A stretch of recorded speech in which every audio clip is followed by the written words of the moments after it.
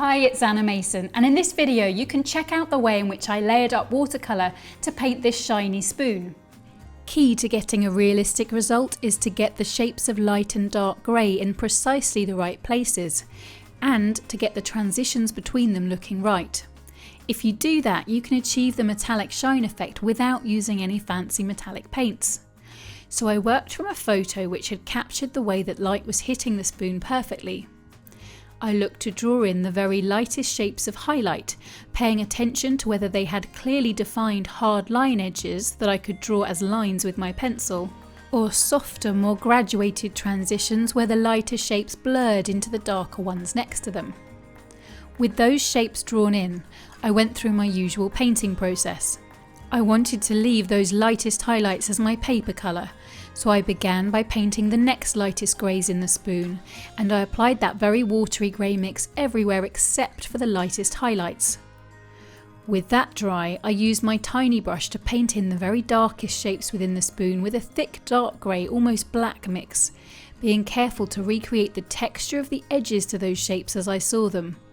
Next, I watered that mix down to create a milky consistency dark mid-tone mix, and I applied it to the graduated transitions into the darker shapes that I'd just painted. And I used the tip of my brush to paint plenty of little scratchy horizontal lines that I could see in the photo. Paying attention to this level of detail makes a massive difference to the realism of your painting. It's paying attention to something I call visual texture, which simply refers to what sort of markings are in an area of your subject that you need to recreate with your brush strokes.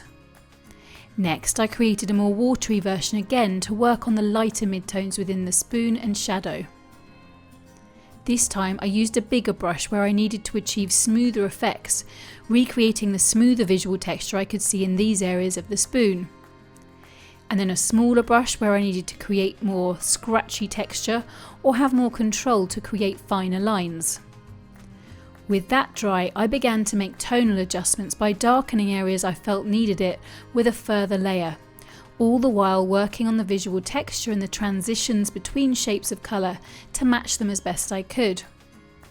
With that layer dry, I used a lighter mix to soften some of the graduated transitions into the lightest tones, before making my final tonal adjustments, darkening the darkest tones again, and then some of the mid-tones, adding a few finishing details as I did so. A video class showing you how to paint this spoon, including what colours and brush techniques to use, is available now in my online school. If you've enjoyed this video, please subscribe to my YouTube channel and share it with your friends. And if you'd like to take one of my full-length video classes for free, visit annamasonart.com, where you'll find even more resources to help you pick up your brush and paint the way you've always wanted to.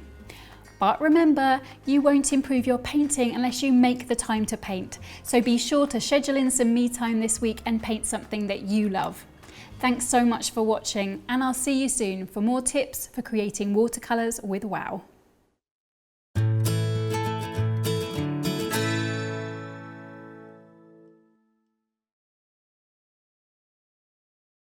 Yep. Have I got hair blowing all over the place? No, you're good. Look first before you say it. It was looking. I was looking. I just look at you.